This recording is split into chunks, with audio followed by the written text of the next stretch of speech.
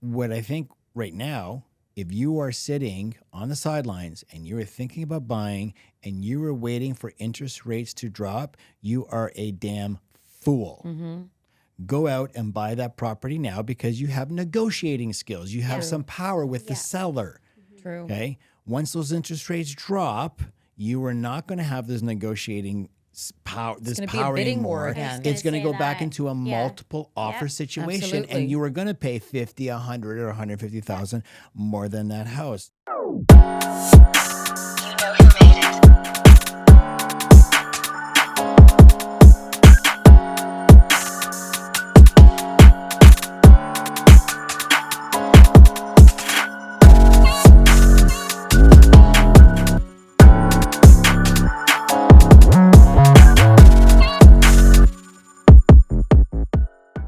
Welcome back to the Wealth Easy Show, where we talk all things wealth, health, and real estate. Today, folks, we're going to be talking luxury real estate with Marianna Galloro and Christina Romanzas. Welcome to the show.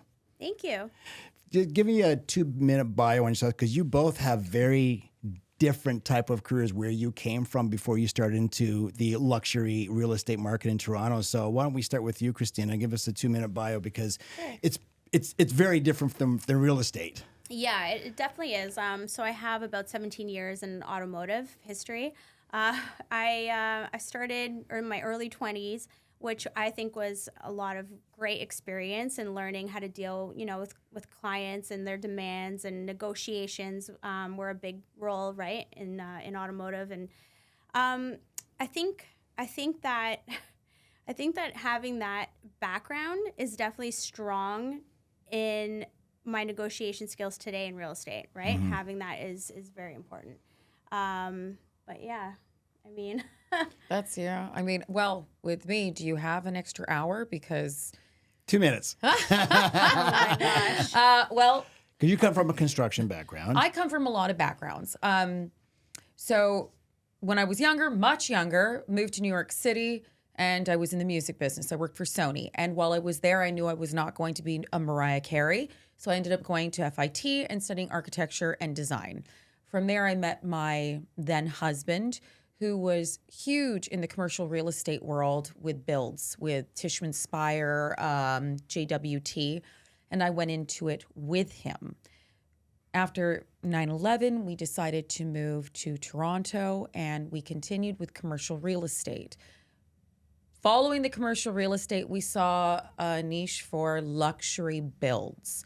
We had that background with me with architecture and design. My ex-husband was a whiz, could build anything. So we went into it like that. Then I went into food. Then I went back into construction. So my background is very diverse, but I work with so many people. I know how to finesse situations. Working commercial real estate and working residential, completely two different animals. Commercial is drop the key in their hand, they walk away, they spend $4 or $5 million, they have no questions.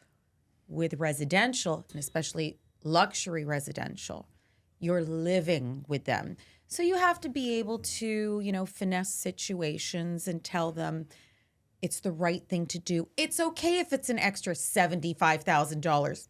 You can afford it. It's all right. So this is what happens. And that's where it comes into play with me with real estate. I am not a licensed agent. I work for the company for special projects, events, bringing deals to the table, and then Christina takes over. How have these diverse experiences shaped your approach to the luxury real estate market? I would say, with what we did, it's sales. It's all about the sale. I like to say that we can sell ice to an Eskimo if you have the right information and you're able to finesse. I love using that. You have to know how to talk to that individual. It's money. People don't like to part with their money. They want to know where it's going. You have to be able to sell it. I don't care if it's a $800,000 home or a $14 million home. It's all the same. You have to finesse the situation. You have to know how to speak to your client. You have to make them feel comfortable. And you have to have the right knowledge to give them as well. I would say it's very difficult to teach sales to someone. It's either in you or it's not in you. Yeah, 100%. If you have sales in you, it's just learning a new product, right? Basically, yeah. Yeah. Yeah. What defines luxury real estate in Toronto? Well, I mean, what defines luxury real estate? Toronto, I'm going to let you take that one. I've got my Yeah. thoughts on it. They're very different from hers. It's basically, I would say, it depends on location, right? Location is pretty big, and then finishes, amenities, what comes with the property, all that kind of determines that. So I mean, Luxury to me, though, let's take, for instance, 20 years ago when I came back into Canada. yeah, I was looking at a 9,000 square foot home. It was $1 million. That was a lot of money. That was a mansion. You're living very well. Now you're looking at a townhouse for $1.3 million. Luxury has changed considerably. So, right now we're looking at properties. The house that we're looking at right now, downtown Toronto, compared to the house that Christina has listed in Caledon. completely different. Yeah, and it's luxury. Yeah. They're both luxury. Yeah. They're both high price points. Yeah, but the But architectural completely design different. are completely Yeah. different. Yeah. Absolutely. The amenities downtown Yeah. Toronto are tremendous. Yeah. You're in a great area. There's a lot of art. There's a lot of culture. And then you're moving out to Caledon where it's 100 acres and Yeah. to someone else, that's luxury. And it's not for everyone. It really depends. Yeah. Yeah. It depends on your client. I remember I used to build years ago. I wasn't a builder. I was an investor. We had a GC, but I was a builder with my partner. And I remember I would build a beautiful home with top end finishes for $175 to $200 a square foot. Unheard of now. Today, to build that home, you're looking $350, $400 a square yeah. foot. More. And that's not luxury. If I built a home back then for $400 a square foot, it was luxury. Okay. Yeah, it was ultimate luxury It back was then. ultimate luxury, right? Today, $400 a square foot is what I was paying back 10 years ago. 14 years ago. My son's 13. Yeah, so 14 years ago, it was $200, $175 a square foot. So I think the definition of luxury has really Definitely. gone up in price. Like, what do I you- think COVID also had a lot to do with that. Yes. You're seeing the influx. I was still building during COVID, and I remember seeing prices of 2x4s. A 2x4 was $2.40, and then we hit COVID, and my guys are calling me saying the 2x4 is $14.80. That's ridiculous. Absolutely. But again, times And limited supply. exactly limited supply. Yeah. But real estate, we all know, it fluctuates. It goes up and it goes down. Best investment that we all know, though, is real estate. 100%. Well, a trend. If you follow that trend line over time, it always goes up. Over time, 100%. right? Hey everyone, it's John. I just wanted to thank you for being here, and I would ask that you please subscribe to the show by just clicking the subscribe button right here. I'd really appreciate it. It helps grow the show so we can get even more successful guests on the program to help you. If you're already subscribed, a huge thank you. When you subscribe, you're going to get access to the program before anybody else does. So if you would, just click subscribe right here. Thanks so much, and welcome back to the Wealth Easy Show. In today's market, what do you see happening in the luxury real estate market versus single-family homes? It's a very small percentage that can afford luxury real estate right now. Let's face it. Not a lot of people can afford homes in general right now. What's the price point? What would you say is the price point starting at a luxury home? Are we talking? Because an average home now, $2 million is not a luxury home. No, it's not. It used to be. Are we talking $3.5, $4 million for? No, that's not even. We had this conversation Yeah. before on a subdivision that we're looking at, and the homes are going to be ranging $4 to $7 million. Is that luxury? Is it luxury? Not really anymore. Maybe to a first-time home buyer who's coming out of a condo, that's possible luxury. A first-time home buyer coming out of a condo. That could be luxury to them. Could be luxury, but good luck even being able to afford that. We're seeing condominiums at $2.5 million. I'm walking in and I'm going, this is not luxury. This is builder finishes. $2.5 million. Christina Yeah. said it. Location, location, location. I'm thinking luxury, we're looking at 8 and up. That's what you're looking at. We see a lot of homes out there right now, $5-6 million. Are they absolutely gorgeous, spectacular? Yes. 2-income families with amazing jobs. Yes. When you say amazing, what are we talking about? $300,000-$400,000 a year each? At this right now, John, I mean, honestly, you're going to even more, $500,000 each. A long time ago, $100,000 income household was living well beyond their means. They were doing 2 vacations a year. They had their dream home. $100,000 paycheck now, they're crying. Yeah. So Well, I'm seeing right now, listen, because I'm in the mortgage business too, and Absolutely. I'm seeing household income $200,000, and they're barely qualifying for an $800,000 mortgage. It's about 4 times. Yeah. So whatever your household income is, about 4 times that is what you'll qualify, providing you have no debt. thank you. That's Right. no debt. And that's no car. impossible That's no now. car Yeah, payment. yeah. No credit card debt. No lines of credit. That's 0 debt. You need about 200,000 with today's stress test. Yes. Yeah. And the Qualify for stress eight- for test is 800. high, yeah. I mean, this point with luxury real estate, again, they stopped the international buyers from coming till in. 2027. But going back really quick to location, I mean, if you're going to put a price tag on a house at $5 million, what you can get in Toronto versus like outskirts, you know, is totally different, right? For $5 million, you could get something much larger and way more luxury, maybe. Going out King near- City, yeah, you know, Aurora. that way by the water, like Absolutely. Well, I know people. Completely People that different. were selling their homes in Rosedale for $5 million, and they were buying a $3 million beautiful home, twice as in Muskoka. yes. right. On water for $3 million, and they're banking $2 million. Yep. And now you can fly from Muskoka to Toronto in like what 45 minutes, Yep. an hour. They're doing But flights, Toronto has become out of control. I mean, I lived in New York City. I've lived in large cities. Toronto, at this point, I'm looking at the prices we were, that condo, that there was a condo that we were looking at, and they couldn't come up with financing, and they lost their deposit. It's happening a lot more. It's happening a lot. but It's- was this a pre-construction or was this like a resale? No. Was Yeah, that yeah, one yeah, it was pre-construction? yeah. Yeah. And what was the price per square foot? Because I know, like I'm seeing like during COVID, like stuff down on Port Credit, it was going for almost $2,000 a square foot. Yorkville was $2,000 a square foot. Yorkville's out of control. Well, what about Nobu? Oh. Nobu was ridiculous. And then when they finally finished building it, they're coming in and going, no. It's gone down. It's like $1,200 or $1,300 a square foot, and people go walking away and go, I can't. I got to A come lot up. of I got to come up people with this are extra money. losing a Yeah. lot of money. yeah.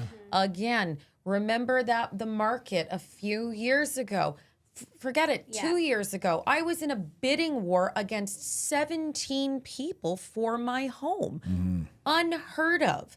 And I won because I threw in an extra 10 grand. I mean, it was stupid. And the home sold for $500,000 over asking price. Yeah, and Am I today going to it's not get worth that? No. Not today. No. No, I have to sit in that home for at least another 5 or 6 years to possibly, and to boot, I threw another $300,000-$400,000 into the home to get it to my standards. People are losing money left, right, and center. That's what's happening today.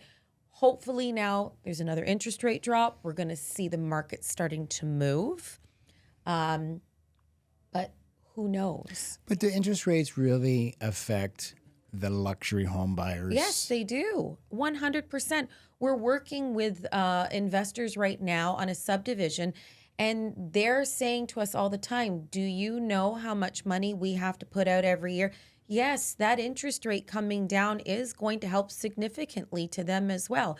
Because again, remember, a normal home, what are you putting down? 5-6%. A luxury listing, 20%. 20% is a lot on a $10-12 million home. I think on those homes they'll be putting down more because they're coming in, they're probably selling an existing property and they're taking the equity and You'd buying be more. surprised though, John. You'd be surprised what people are putting down. They might be selling that home and they might be taking that equity and putting it into another property and then flipping the rest into their home. That's how the rich get richer. It's real estate. They're constantly buying. That's personally what I would do. But again, that's just my opinion. Christina, where are you seeing people buying the luxury real estate? Where's the pockets? Where's selling? What's selling? Right now in luxury in general, it's a little bit slow. So it's hard to really pinpoint what area is selling a little bit more than others at the moment. I kind of feel like they're all sort of slowed down in every area. And you would know, right? So I think being close to amenities, things like that, location again is very important. So probably I would say downtown Toronto area is still Like the Rosedale areas? yeah, like everything there, the beaches, like things are moving. But the more out you go, it's definitely a lot slower.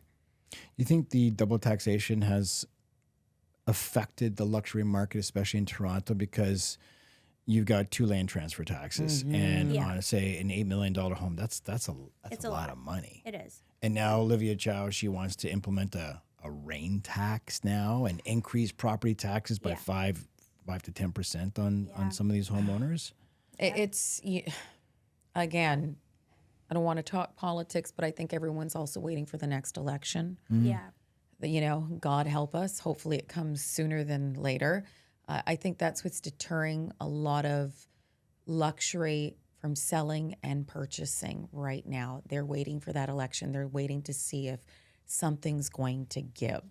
Yeah. with the Now you grace of say God. now when you say people are waiting, are you talking Canadians are waiting or international people are waiting? No, I think it's Canadians. Canadians. there's a lot of money abroad. I don't think Yeah. there's so much more wealth in other countries Yeah. that can afford this type of real estate. Right. Because I know, a lot of the real estate that's sold, especially in New York, it's not by people in the U.S. It's people overseas in other countries that are bringing the money in. Is that happening here I wouldn't say that it's overseas in New York. Yes, we have an influx. or even California? California. Again, if you look at luxury here in Toronto, $3-4 million home, which isn't even luxury. For a quarter of that, I can go to Texas, where the taxes are lower, and I can buy a home double the size. The luxuries in that home surpass anything that you're going to see here. I'm going to live a great life there. Albeit I don't have my OHIP, I don't have that, but I'm going to come out of pocket on my extended insurance to be living in a 6,000 square foot stunning home in Texas, probably completely paid off. I don't see Americans coming here. Why would they? Why would they? People from the Chinese market, Dubai, we have a lot of clients that message us that they want to purchase here. They can't though right now, I think until 2027. Why? Since we've had that ban, it's been Yeah, we can't. difficult. Properties are just not moving as fast as they used to be. Since the beginning of the year, I think Toronto has only sold Three. homes over Yeah. 10 million. And That's- that we're affected by it yeah, for we're sure. extremely affected by Yeah. that because you don't have those Dubai buyers, those Chinese buyers. Again, that's what made this market go crazy was Yeah. letting the international buyers come in. It wasn't regulated enough. If it had been regulated enough, I don't think we would be in this position right now. Do we want foreign buyers? Absolutely, but in a certain to a certain extent. Do you think the foreign buyers were driving up the prices of the more single family homes? 100%. So Yeah. instead of buying a $10 million property, they're coming in and saying, "Hey, I could buy 10 $1 million properties." That's right. This is- That's exactly what they were doing. inventory. and leaving them empty. Leaving them empty. I had the stories that I can tell you on things like that. The Chinese buyers coming in, buying from China, never seeing the properties, then throwing them out on the market as rentals and turning them into slums, and then waiting for the market to jump again and then selling these properties and making a killing. And these poor new Canadian families can't touch the prices. So yeah, they were coming in and they were buying up the market. It wasn't regulated enough. We weren't seeing someone coming in from Dubai or China and buying a home and moving here. They were just buying up our real estate, making it impossible for Canadians such as ourselves to purchase a home. I think about my daughters and the likelihood of them being able to purchase a home with the grace of God. Yes, hopefully times will change. Otherwise, My own children are looking at going to Europe where they have more of a shot. Even in Texas, they're American citizens as well. My daughters have dual. They're saying, Mom, we love Canada, but what's here for us anymore? Hopefully things start to change in the next 10 years through the grace of God. Let's talk luxury home buyers. Are luxury home buyers and sellers more difficult to deal with than someone coming in and just buying $1 million or $1.5 billion home? Because I'm sure they've got big egos. Do we have more to in answer demand that? Are they more demanding? Yeah, I would say for sure. In what way? What are they asking Just for? in the service that they expect and the privacy. A lot of the time you're not dealing with them directly too, right? They have like their advisors or property managers, and you have to like go through them in order to get to the owner, and it's a lot more work for sure. But They expect a lot. They do expect a lot, but Yeah, they expect us to jump through hoops for them. They want the best of the best.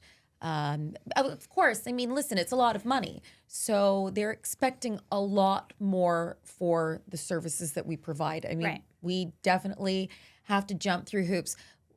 We have a lot of people that will say, oh, you're in real estate, you make so much money, it's so easy. No one sees behind the scenes what she goes through on a daily basis, what the team goes through, the phone calls that I have to field, the egos. yeah, it's not all like Yeah, glamorous. it's not. just what people see on Selling Sunset or whatever, it's That's not it. Your not it at all. customers will call you. Yeah. She's phoned me at 3:00 in the morning going, oh my good God. Get I up. can't sleep. I can't I'm so sleep. stressed We about just this got these deal." emails. Yeah, Yeah. it's hard. It's a lot of work. And the larger the listing, the bigger the problems. Yeah. A lot easier selling Definitely a not $2 million easier. Oh, home yeah. than it is a Yeah. $14 million home. Well, it's like with kids, right? Yeah. Little kids, little problems. Bigger kids, big problems. right. More money, more problems. Yeah, more money, more problems. Yeah. And I think on the other, being in real estate too, I think I could see on the other side is you have a seller who's selling a 10, 14, $20 million home. You have someone coming and wanting to buy this home. And you have two egos at play who can get the better deal. He wants a lot off and he doesn't want to give very much, or she doesn't want to give very much off, right? So I think you got two egos going at it, and then it puts you guys in the middle of it. Oh yeah, it's we're the mediators, or Christina is. I don't have to deal with that. She's the agent, so I always throw everything to her. This is your job, not mine. But again, also you also have your home owners that if they go in and do an evaluation and they're like, oh well, this home we can easily list it for 12.9, and the homeowner's like, absolutely not. I'm looking at 16. And then you have the buyer coming in and saying, are you kidding me? I won't offer you any more than 11. So yeah, it's a fight to the finish with these guys, and it's the egos. And it doesn't Big happen egos. always, often all the time, but sometimes you have a client that will come to look at a house that they want to purchase and they don't come with an agent, right? They come by themselves. So now you're looking at a multiple representation situation and you have to make both sides happy, and you're doing it all by yourself. And that is a situation I'm going through right now, actually. And it's really hard, right? Because you're trying to make both parties happy. Because your Yeah. clients, You have to They're both represent. You have clients. to represent the best interests of both both sides. sides. Exactly. And we stress this all the time at the office. Our clients mean the world. We will do anything for our clients. I mean, we are there for them 24/7, but in this case, so difficult because she's representing both, and that poses a problem because you're being pulled in two different directions, and one is right and one is wrong, but you can't voice that. Yeah. You've got to You come. have to give the same advice Yeah. to both. Well, you mentioned where, you take a look at market comparisons and you say, based on the sales in this area of what's sold and based on your amenities and what you have, I think that we should price this at $12,900,000. And just like you said, they say $60 million. I think that goes with a lot of properties, though, when you say, because everybody has their own emotional attachment to that property. And you know what? Oh, I raised my kids in this room and I'm giving up so much, or they've done a certain color scheme, or I spent so much money on this mural, and someone goes, oh God, I want to barf on that. And the other problem right now is people owe a lot on their mortgages too, right? So they can't let the house go for less, even though that is unfortunately what the house is only worth. You know, we're stuck. Like, you can only sell it for 1.5, you know, because they owe 1.5. We can't go under that. But you're getting buyers coming in and they're offering $1 million or 1.2, like something completely unrealistic. And those are the situations we're coming into now. And then the seller is insulted, the buyer is insulted. I love to say, never let a deal die in your hands, but occasionally it does happen because, you know, again, egos, it doesn't matter. $1 million is a lot of money. It's a lot of money. So, I mean, But it's our saying hands that are tied. house is not worth 1.5 now. It's now only worth 1.2, right? Yeah. And again, and then we've even said to people saying, you know, do you really, really want to sell right now? Why don't you just wait a little bit longer? I mean, I've said that to people. Just, you know, hold off a little bit. Let's see how the market changes. I've said I've got clients that come in, hey, John, can you list my house? I'm like, you want my honest opinion? I love to list your house. I don't like to turn away money. Yeah. However, do you want to be honest with you? This is not a seller's market. This is a buyer's market. Yeah, exactly. Wait a year. Let the interest rates drop another 1%. Yes. It's going to start to become a seller's market. Yep. What I think right now, if you are sitting on the sidelines and you are thinking about buying and you are waiting for interest rates to drop, you are a damn fool. Go out and buy that property now because you have negotiating skills. You have some power with the seller.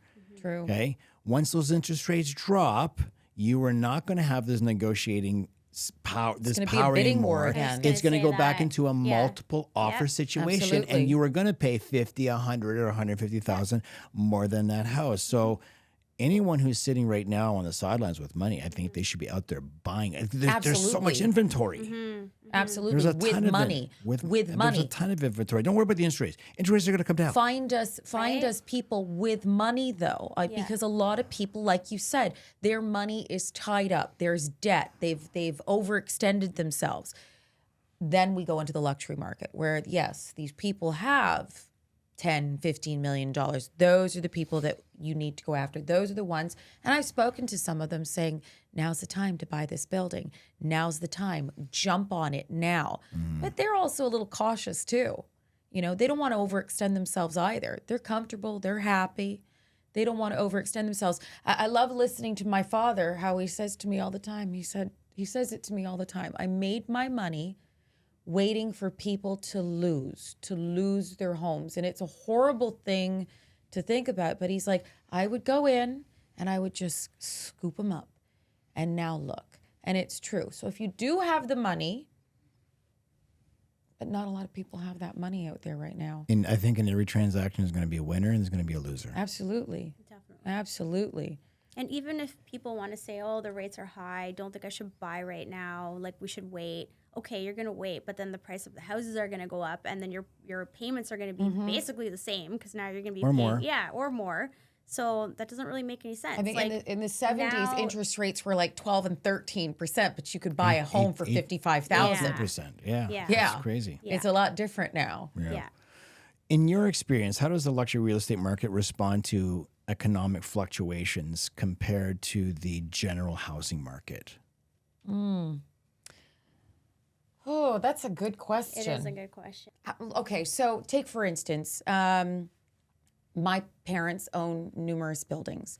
A building that we own right now, where one of our other businesses is in, we purchased it for $2 million 25 years ago. That building is now worth like $12, $13 million now. Yeah, I don't even know how to answer that. Can we scrap that one? I just lost that one. There's inflation, there's different cycles.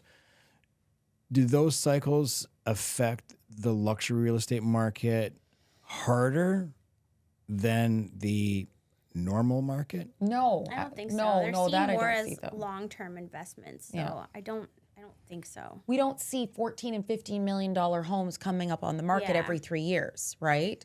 Whereas buying a $2 million home, Yeah. they're done. We've made our money. We've got an increase in salary. We've had another baby. We want to move. Yeah. $13, $14 million home. No, you're not seeing the turnaround in the market that they're going to sell 2-3 years down the road. A, they're not going to be making the money that a $2-3 million home. You're not going to see it Yeah. come up, well, on certain Right. homes. It depends on the area. If the area is more desirable, we have seen homes. This one, for instance, that we're looking at was purchased for $4 million. A few years later, it's going up at $5 million. I'm going, what's making it go up $1 million?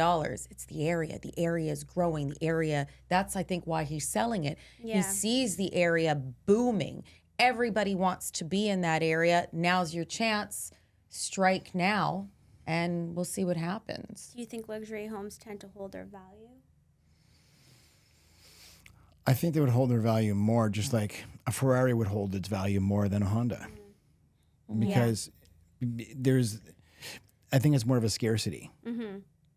Yeah. And I think if you take a look at the amenities, what people are building with, they're not using builder stuff. Like they're using marble counters. They're going to put probably brass Right. faucets. They're using very high end finishes, which is going to hold its value, Yeah, agreed. Yeah. right? But hold on. Now, we had a property that we went to go see in a very affluential neighborhood, and the property was listed, I think it's still listed right now for, I think, $28 million. I walked in, stunning home. They put everything into it, but the finishes, you've got to have a certain buyer, because it's I'm going to use the word, it's gaudy, it's ostentatious. It's not something that your regular person would want. Even a regular person with $20 million is going to sit in there and go, that's an interesting faucet with a gooseneck faucet with, a lion's head. So I don't think it has to do with that, because the more money you have, you're going to put your touches into your home. And the more money you have, the more outrageous it seems too. I'm a very simple person, so I like simplicity. Whereas we've met certain individuals, they're out there. And some of the finishes that they've chosen, I'm looking at it and I'm going, even with builds, going, this is going to be a tough sell when it comes up. Yeah. It's going to be a tough sell. I have a friend. He's a billionaire. He's got his home. He's had his home now listed for a couple of years. I think about 3 or maybe 5 years now. It's in the Bayview 401 area. Again, you talk personal touches. Marble staircase going up, widening at the top. You ever been to the Venetian in Las Vegas? Yep. Okay, you've been to the food court where you look up and the inside of the ceiling looks like a sky. Yeah. Okay. Yeah. That's what this guy did. So someone walking in, I mean, he's been trying to list his home now for 19 million, 18 million, 16 million. So someone, I think we know what property you're Is this talking the one about. that the Torkins had? yeah, he's actually a friend. He's a friend of mine. I've played poker in his home. I've been in his home many times. Now you see a property like that. The structure stunning. As a designer with a design background, and when I do go to properties with Christina and the team, I will look at them and I will say to them, "Do you want to sell this home? Because if you want to sell this home, you need to listen to me. We need to just change." That home, to me, would have the potential of selling if the whole property was painted white. I agree, because you are catering to a certain type of person who likes to look up at the ceiling and see sky and birds, right? You're absolutely correct in making it, keep it simple, stupid.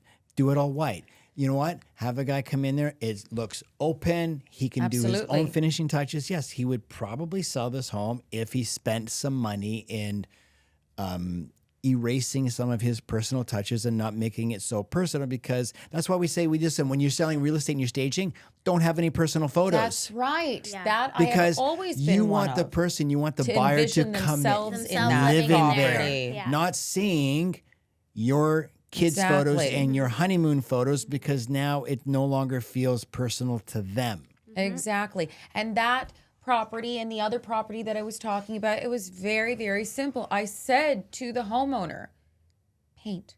It's as simple as paint.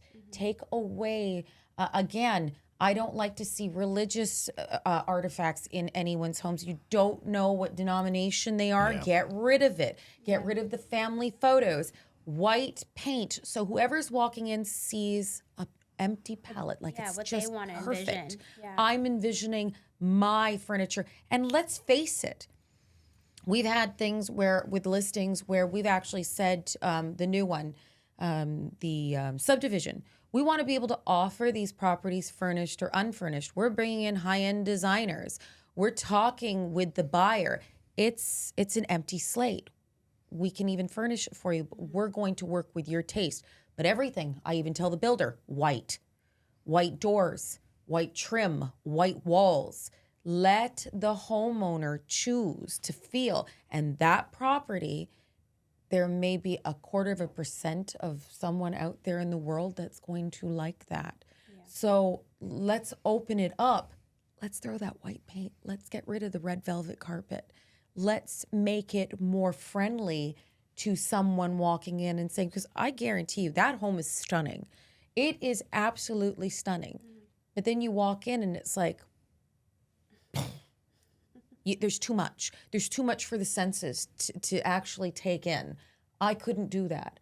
Again, I would love to see it white, and I guarantee you that property would sell. Do you ever get offers when you ever list a client's home and buyer comes in and says, I like it, I like everything, and I want the furniture? Yes. Yeah. Yep. How do you handle those? Now you got to go back to the seller and negotiate a price for the furniture, or? Usually I talk to the seller before about that, because you always know that could be something that, is a question that a buyer potentially will ask. Yeah. So I'm already prepared for that. And most of the time they do want to, they're okay with it, right? So you just kind of have to work it out with them and see what they're willing to let it go for. Is it going to be part of the selling price? Are we including it? Or like, what are they going to ask for in the selling price? Like how much extra? Yeah, I mean, like there are times where there are statues, like artwork, where the buyer will come in and say, I need that statue, and Yeah, throw it in the deal. throw it in the deal, and it's like it's a $70,000 statue. How do we do that? Yeah. There are times where the homeowner has a sentimental value, but for the right price, Yeah, it'll go with the property. that's the thing, yeah. But we also do offer to our high-end customers and our high-end clients, if you like it and he's not going to sell it to you, we can find that for you. We are a one-stop shop. We will source that sofa out that you absolutely adore, and we'll get it for you, no problem. But we do have more times than one where they come in and they say, we want it all. So when you have that kind of money. Clarify our relationship, basically Marianna, as we said, doesn't have her license, but she comes in as the designer and will also walk through the house with us and recommend things like to either the seller or the buyer and helps with all that kind of stuff. So we work really well together that way, where she can come in into a room and just look around and be like, okay, this is what we need to do. We need to change this. And Or then, if we have a buyer that's looking for something in particular going, but I want my kitchen larger, and she's showing me this property, and I go in with the buyer and I'm like, this is it. And they're like, no, it's not. And I'm like, oh no, we can take down this wall. This is not a load bearing wall. Yeah. We can support it. I can get you your $500,000 kitchen in here. No problem. We've got the structure for it. The bones are there. So yeah, we planning events together. We plan our broker opens together, and that's also plays a big part in trying to sell And these luxury. luxury homes, right? You want to get it out there to the right audience. So And I'm glad you brought that, because it leads me into my next question. What role does discretion play in luxury real estate transactions, and how do you balance this with the need for exposure? we being in had the that right question. place at the Yeah. right time. We're being not where- we're not allowed to, we're not allowed to disclose who the property belongs to unless there are instances where we had this conversation yesterday where I said to Christina, you need to ask the homeowner if I can drop his name, because dropping this name will bring more people into the broker open, will give it more notoriety. It's good for us. It's good for us. But then we get some buyers or sellers that are like, absolutely not. I don't want anyone to know that I'm Yeah, selling. very private.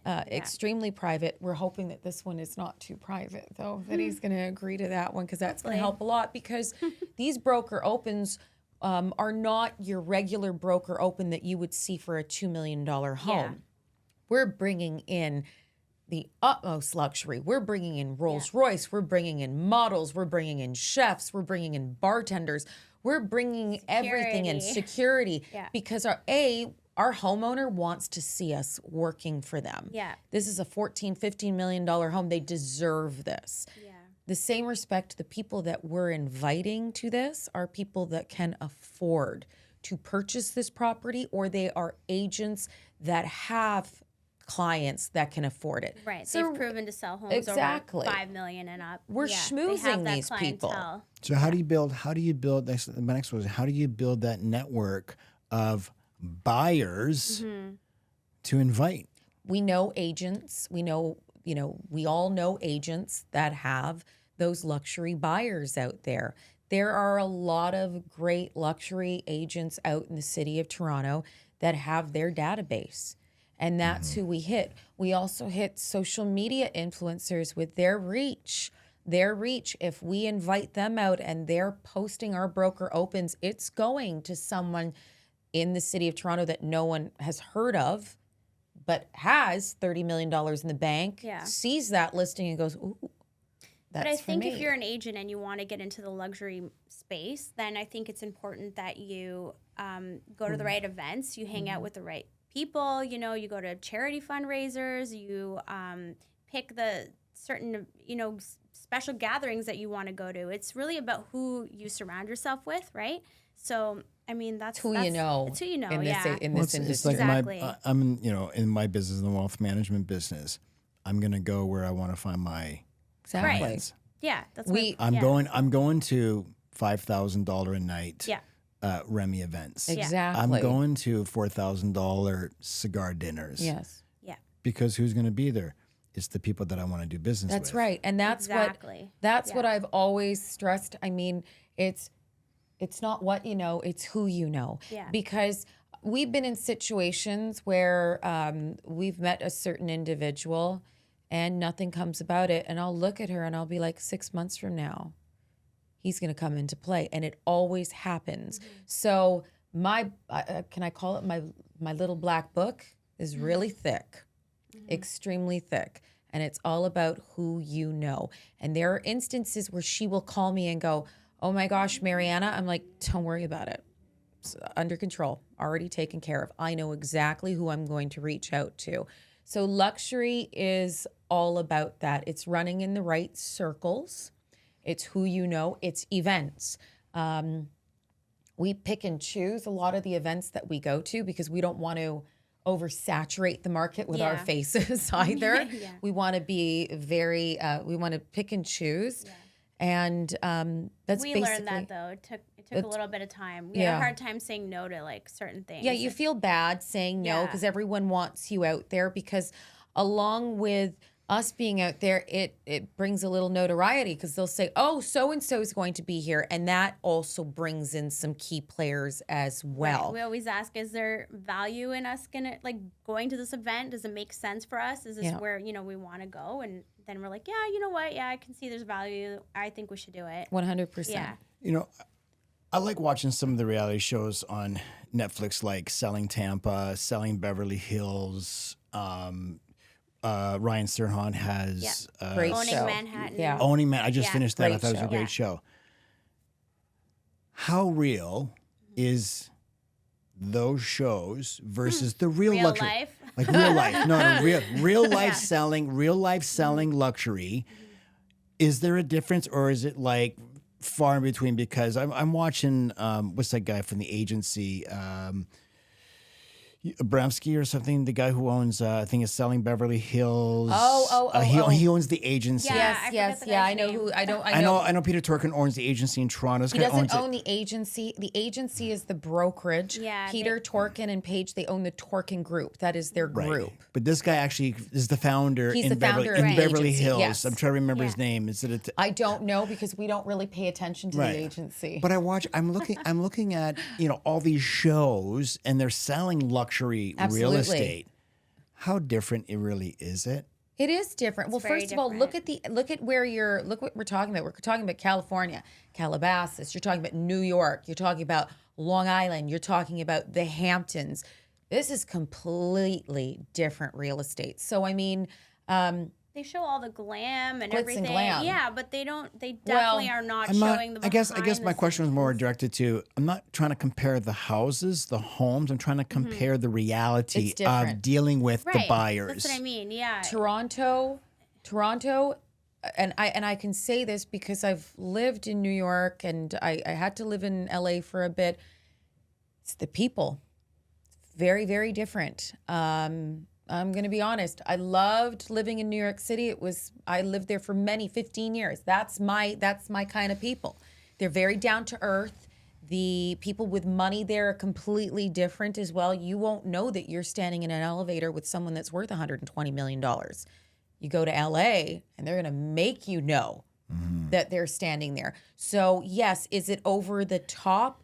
1,000,000%. I've seen luxury agents in New York City walking around with beat up Converse and a baseball cap showing a $25 million property. Nobody blinks an eye. But they don't show the daily grind No. of what we go through. You know what I mean? And that's what a lot of people don't see.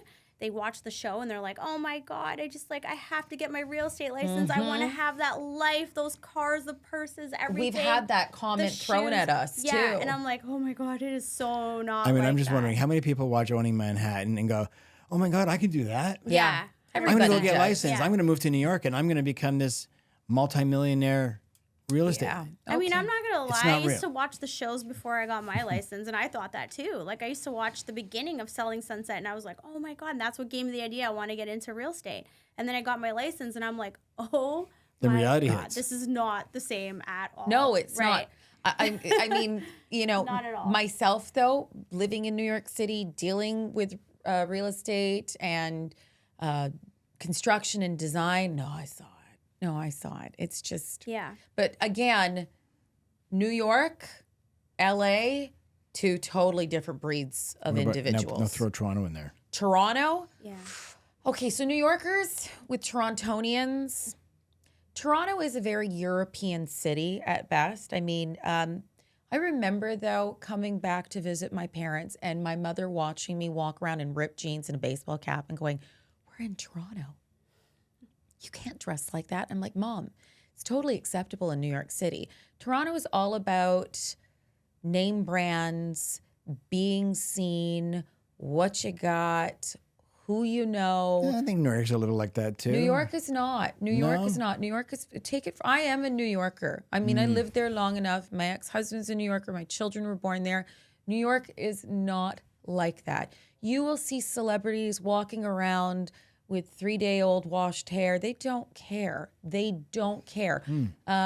Toronto was a hard pill for me to swallow when I came back. I wasn't used to it. Toronto, I think, is a lot like LA. Yeah, that's what I was gonna say. It's a lot like LA. It's all about, can I say these things? Say whatever you want. It's an open show. Is it an open show? Toronto's like, it's all about who's got the biggest BBL, the boobs, the sugar babies, the sugar daddies, who's got the nicest car, how many cars do you have, where are you eating, where are you dining, who do you know? That's LA. New York Sounds is like Miami too. Miami too, but New York is not like that.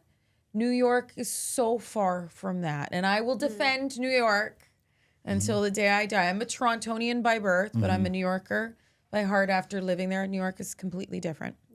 There's no show. There's no glitz and glam. They don't have to.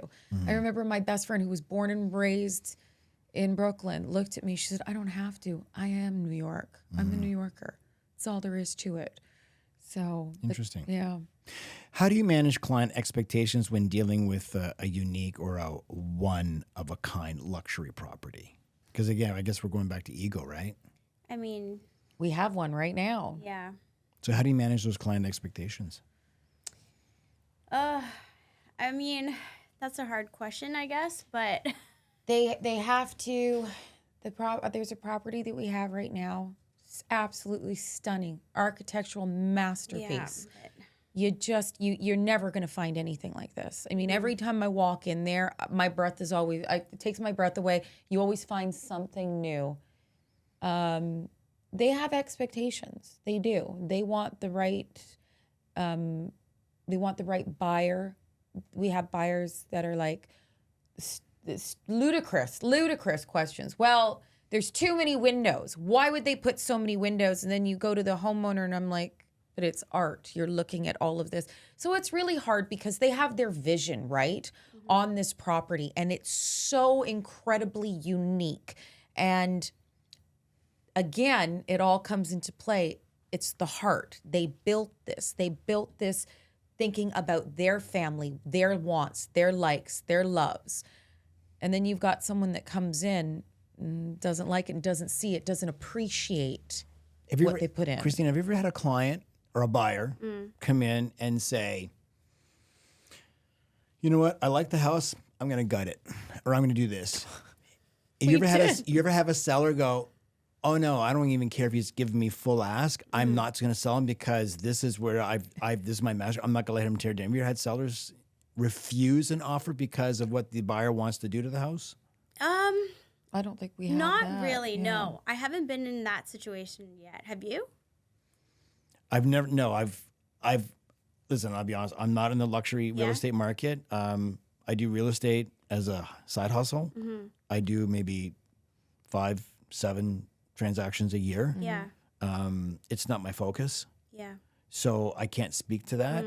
But I'm curious if that's ever happened, because you've got someone who's put their heart and soul and they've built this house to their liking, and Right. to have someone come in and go, I like the area, I love the property, I love the location, I just don't like the inside, and I'm gonna tear that wall and do this and do that and do this. Not to that extent, but Okay. they will come in and say, oh, I want to add an elevator, or I want to do this, or I want to do that. They'll add to it, but not like gut out the whole entire house. No. We did though. We had Which one? one client. Which one? Well, Well, you don't have to I say can't which say the name. house. Okay. With the latest listing, where it's beautiful black slate outside and then inside. And he turned around and said, I love it, but I'm getting rid of all of the slate. And I looked and I was like, Oh yeah. that's part Part of it. the whole beauty Yeah. of this home, the outside coming in through the glass. I don't like it. It's too much. I would get rid of all of this. And then he was like, and the pool and everything, I want more grandiose. I'm gutting everything. And I'm Yeah, just the sitting here, the landscaping. Yeah. But if he's giving a good offer, it's a ask price. Who cares? Yeah, well, I mean, I have from the design aspect, He may not agree. you know what I do. I'm very opinionated, as everyone knows, and I don't sugarcoat. I looked at him and I said, "You will be devaluing this property so much. Why would you ruin this architectural masterpiece that it is stunning. It makes the house."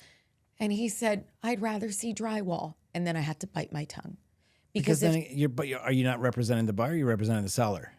We're this one, it was representing both. Well, he was, I guess we were representing both.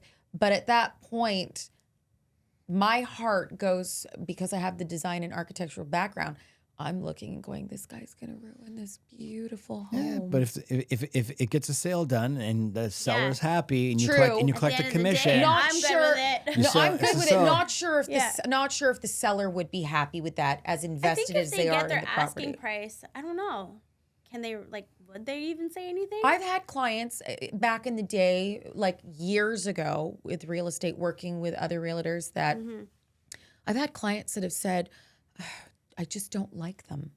I don't feel comfortable handing my house over to them. And I'm like, I've seen that before. you have Yeah, that, I've right? heard of that. I've had clients where I've walked in and with the buyer and the seller is there, which I hate. And this happens in New York a lot. The seller sticks around and the buyer is going, so Marianna, what do you think?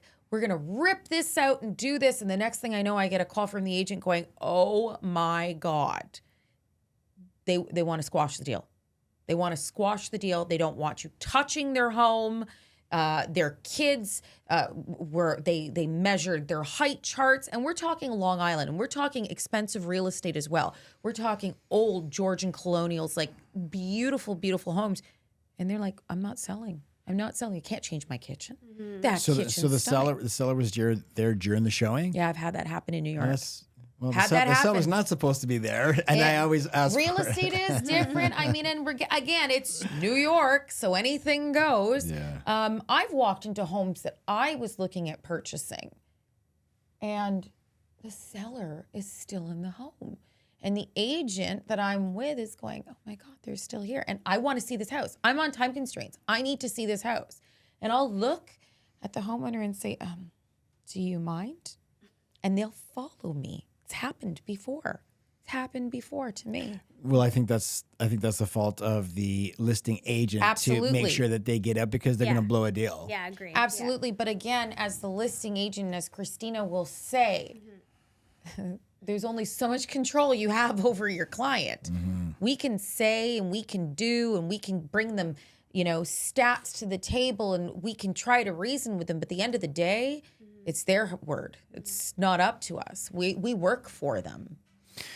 In your opinion, what are the biggest misconceptions about working in the luxury real estate market? That we drive Ferraris and Lamborghinis and we have Chanel bags. Definitely. And that we're uber rich because we make uber amounts of money selling these properties, and we don't do anything except for take our toy poodles to get groomed and make phone calls saying, "Yes, could you show that?" That's what Yeah. we get all the time. Yeah. All the time. They True. don't People think realize that's what we do all day. that between the two of us, we're Yeah. raising 9 children between the two of us. I'm still a single mom. Christina is not, thankfully, because I don't know how she would do it without her wonderful husband.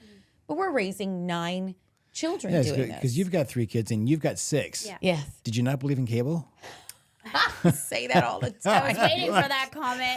It's like, Oh oh my my God. God. I tell her all the time, 6 no kids. more. I'm walking away if you do. I grew up with a big family too, though. Like I'm Greek, my background, Yeah. and so I grew up. I had we were 4 siblings, and my mom too. She was 4 siblings. So I mean, we naturally had a big family growing up, and I always wanted that too for myself. I think it's a wonderful thing. I mean, it's not for everybody, 100%, right? People always think either I'm crazy or they want to have the same thing. So I don't know. It depends. How do But- you juggle? Yeah. But how do you manage? How old is your youngest? 2. And your And my oldest? oldest is 20. Okay. Yeah. So how do you manage? But the 20 you don't have to manage. No, she's actually in Ottawa University. Okay. How do you manage 5 Yeah. and a career and a husband and a home? Yeah, it's a lot, but I think it's really important to have, people there, a good support system. You need that. So I have my husband. I got a great family, lots of really good friends around, thankfully, to help. So A nanny. A nanny. I mean, you just kind of you just need that support system, honestly, and that's what it is, right? And you gotta be smart with your time, and it took me a while to learn how to do that. To be honest, I was not very good at organizing my day, and You're getting a lot better. at still a it. little bit. I need a little bit of You work. must. I but- think you must have a really. Yeah, I only met Justin the one time. yeah, But I think you must have a really understanding partner, because you could be in the middle of dinner and get a call and go, Yeah. "We got to show this $15 million property in the next hour." yeah. Clients her all the clients time in how town lucky she for is. a little while and wants to see this. Does that ever Right. happen? Oh yeah, that happens a lot. And most evenings I'll get calls while we're eating dinner, and then I'm like, okay, I gotta go, I gotta take the call, and I have to run upstairs and leave right in the middle, of having dinner with my family. And sometimes I won't answer my phone. It really depends. But if it's that deal that, you gotta answer, then you gotta answer. And he's really understanding of that, thankfully, because if you don't have an understanding spouse, then I tell her all the having a time. career like this, so lucky no, to have Justin. it would not work. Yeah. Yeah, you have to have a understanding, supportive spouse. I always say, I'm very grateful for my wife, Yeah. because she's extremely understanding of my time. I work a lot of hours. I'll be I'll be in the office. I'm up at 4:30. I start with my coffee at 4:35. I'm at the computer going through emails and I start looking at social media, responding to people. And then I'm in the office sometimes until 8 o'clock at night. And my wife, she'll say, your dinner's ready. You want to come eat? And I'll eat. I'll go back in my office. And then she'll walk in the office at 8 o'clock and she'll go, hey, do you want to join me for an hour and watch something? And sometimes I don't even realize the time. So she's extremely understanding. And I think to create success and wealth, you must have an understanding partner. Now, you said you're a 100%. single mom. Yes. How old are your kids? Isabella's 21, Gabriela's 20, and Francesca's going to be 19. Okay, so they're self-sufficient. Well, I wouldn't say that, John, because you have the 13-year-old, so you haven't gotten to that point yet. I think a parent's job, it never ends. It doesn't matter how old they are. My phone, I get at least 15, 20 phone calls a day from my 3 daughters.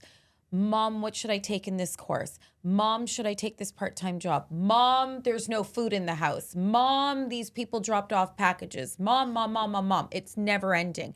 And I have been their only parent for almost 12 years. So I'm not a single parent, I'm a lone parent. So I have raised them single-handedly. My girls are very much so like Justin, extremely understanding. It's hard for them, especially I've always been in the public eye. And it's hard for the girls when we go out where people come at me constantly and it takes my focus and attention from them. Take, for instance, we were downtown at Mademoiselle. I brought Francesca there for her 18th birthday and I wanted a mommy-daughter dinner. We got there and I was bombarded by people coming up to the table.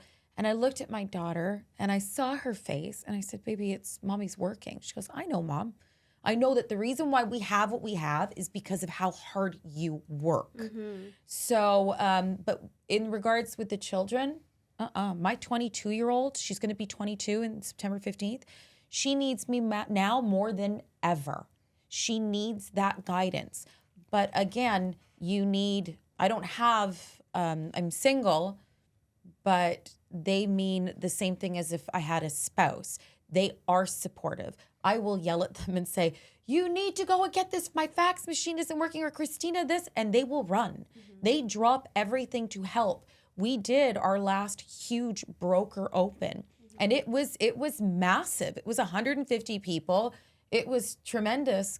And I employed all of my children and all of their boyfriends to walk around the property watching people.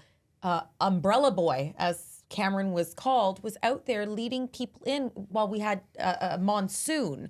My daughter, one of the eldest, was at the front taking down names and numbers. It's a family thing. They know. They support their mom. It's all for their benefit. So you do have to have someone supportive like Justin. Her children, her older children, are also very supportive. I'm very fortunate. I don't know what's going to happen if I ever do find anyone, if they're going to be as supportive, because we do have very busy lives. I have 3 businesses. So I am just like you, up at 4:30, constantly go.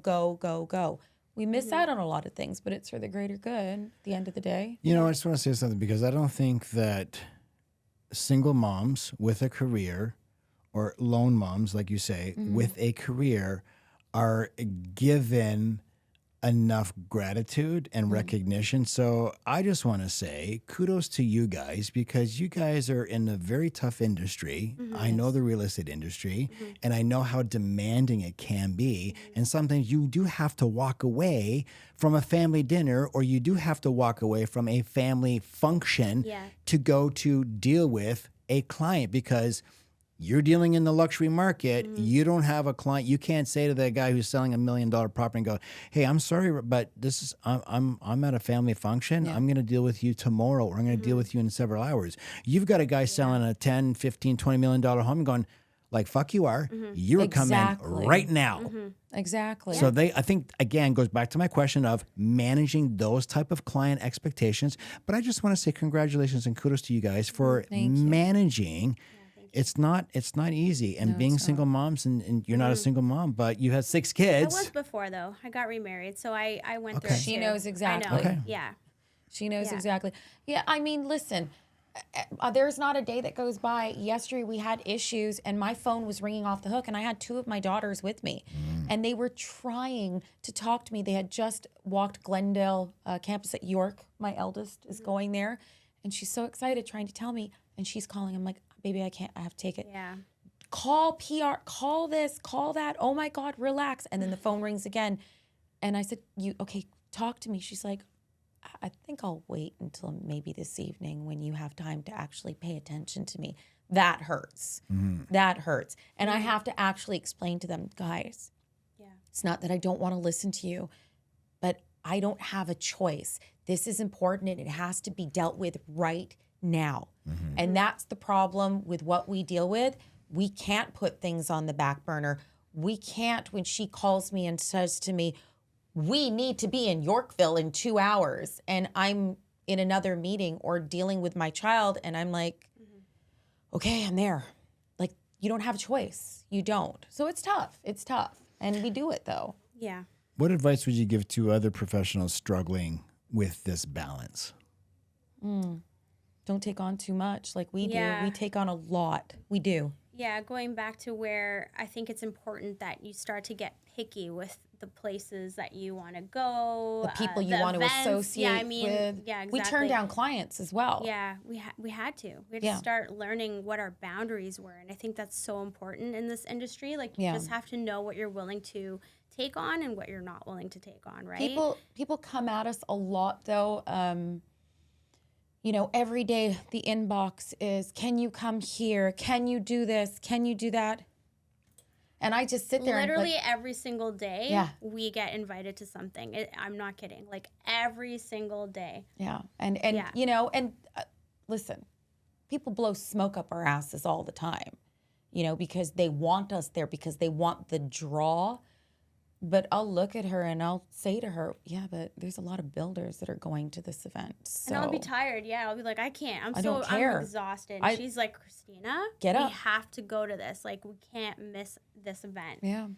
There's a lot of real estate agents for single family homes. Is there a lot of agents qualified enough in the luxury market? No. 100% not. No. So what advice would you give to someone who's thinking about jumping into that luxury market? Because clearly you may get an agent who's going to sell 25, 40, 50 homes a year, but they're $1 million to maybe $2 million. When you jump into that market, you're not selling that many homes, but you are selling a much higher ticketed item. So is there any advice that you would give to someone who's thinking about going into that luxury market? I mean, I think it's important to have somebody to work alongside that has experience, right? So you can kind of watch what they do and learn how they do things. But there's courses you can take for luxury, so you can really understand about, you know, how they build certain properties with like the finishes and all the different amenities that are put into it. Like, there's a lot that you have to learn. It's Yeah, but not, that's one thing. You're that's 100% one thing. right. Yes, there's The other thing, though, is, and let's face it, because we see it all the time, there are amazing agents out there. And you're right, they're selling $1 and $2 million properties, and they're doing their due diligence, and they're staging, and they're doing their little, you know, charcuterie board, and hoping that someone comes in. They're not going to be, they don't have the background knowledge or the push for someone to come and say, hey, I want to list my $12 million home with you. They're not going to go to someone that's listing $1.5 million homes. You're not going to have that bot or that seller walking up to them and saying, wow, I'd love to just give this to you. They're going to come to people where they see them, where they see the pull that they have. Yeah. We're in that industry. It's all who you know. yeah. Who you know. And personality, right? Like, It helps. Yeah, Personality. it definitely helps. It helps. Yeah. But again, I see a lot of agents that come up to me and they're like, oh my God, I would love to do that. Okay. Do you have the database? That's what you have to think Yeah. about. Let me stop you right there. I think that's one of the most important things, Yeah. because if I'm selling a $15 or $20 million home and if I'm interviewing you to list my property, the first thing you say is, How many buyers do you have that can afford to buy my home? Exactly. Yeah. Or don't waste my time? Exactly. Yeah. Do you have the resources? And let's take, for instance, right, when you're listing these homes, the agent is coming out of pocket to push this home. Yeah. Are It's you not cheap to prepared? do that. Exactly. Yeah. You got to Are put you money prepared in. to take out full page ads? Are you Yeah. prepared to do a $10,000-$15,000 broker open? Yeah. Are you prepared to put yourself out there? Do you have the capabilities of it? Mm-hmm. Do you have the star power and the pull? I'm gonna say, yeah, we do. Mm-hmm. We have that star power. We have that pull, and that's why they're coming to us Mm-hmm. because they know, The value that we bring. yeah, and they know that we're gonna put on a show. Do you have a coach?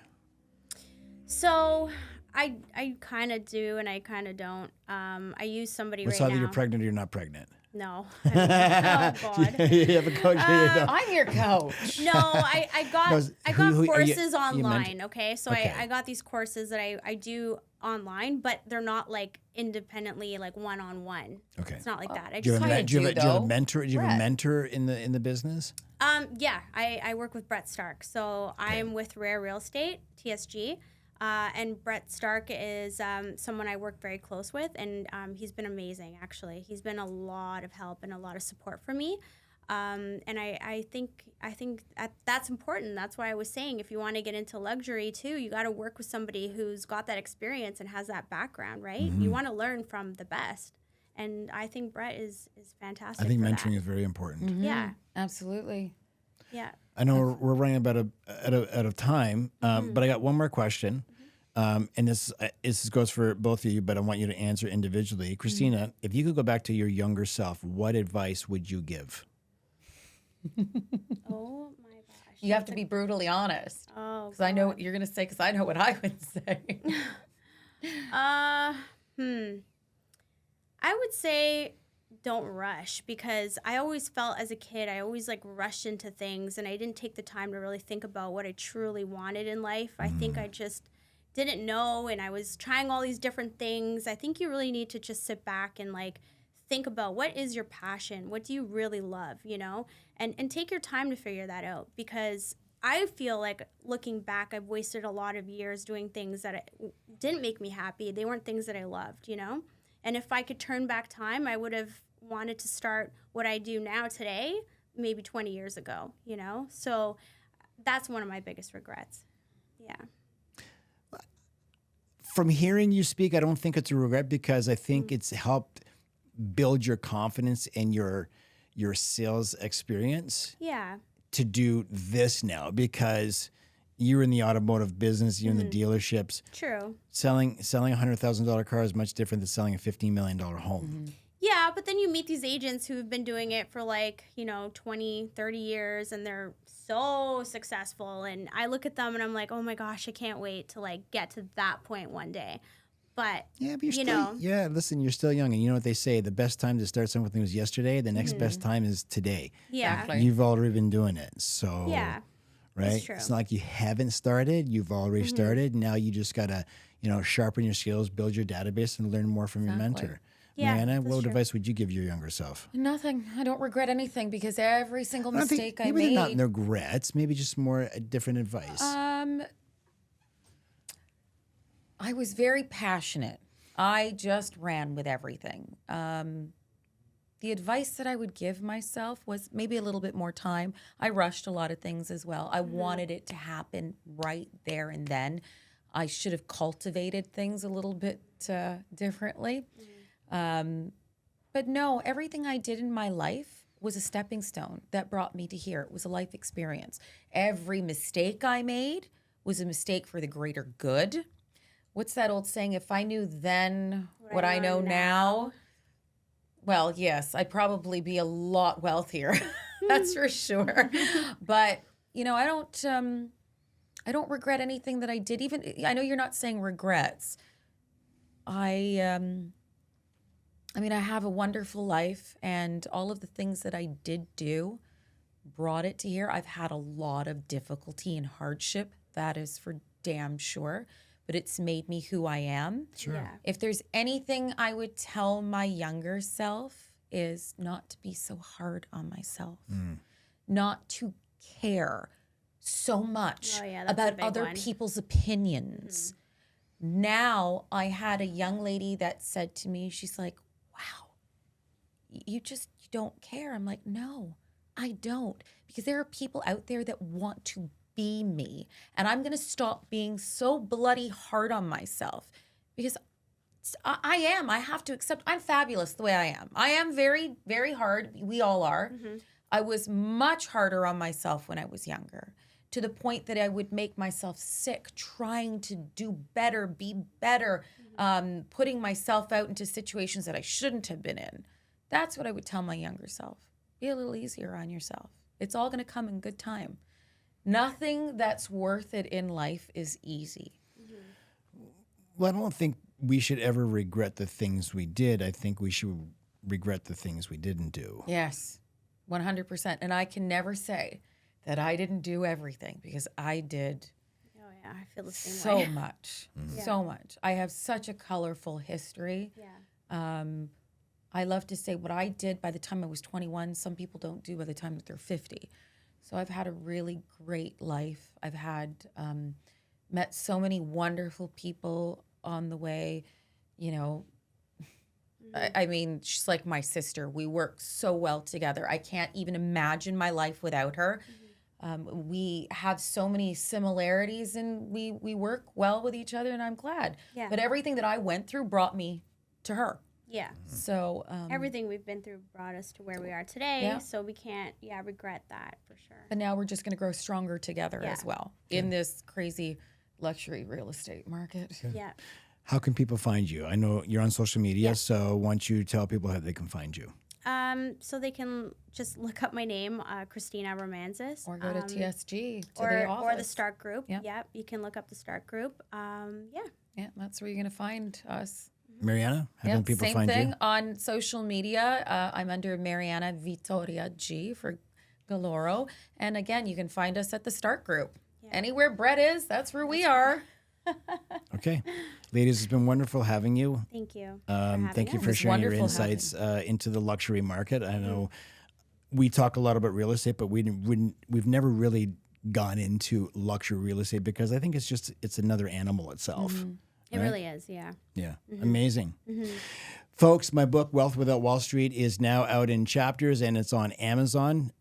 This is stuff that you're not going to learn in school. Please pick it up if you really want to understand how to plug your financial leaks and take control of your money and being more efficient with your money. If you like this episode, please subscribe, share with your friends. That's all for today. Take care of your wealth and your health.